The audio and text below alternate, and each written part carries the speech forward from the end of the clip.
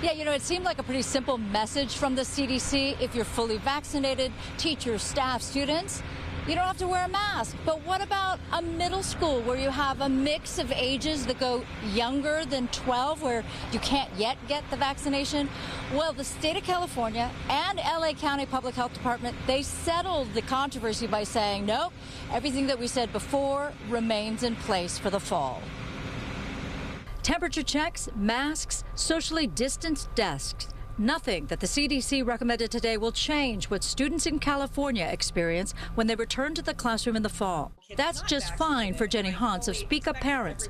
The new COVID-19 variants are enough for her to stay on the side of extra precautions. I think some families are looking at these variants and going, you know what, maybe it's a good idea to keep the masks in place for now until we know how this variant is going to play out, especially with kids.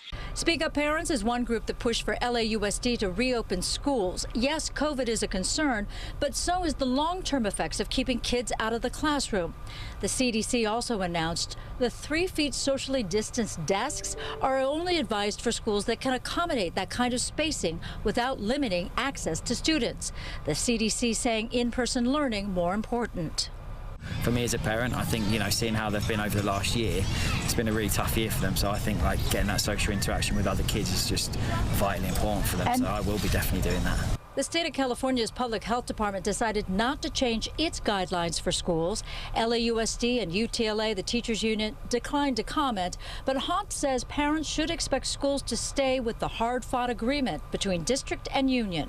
LAUSD has already told us that that is what is happening. So regardless of what the CDC says, regardless of what the health department says, there is this agreement in place that is going to require everyone to wear masks in the fall. For this parent, that's good news. I think that's the most important thing. Try and keep your distance as much as you can.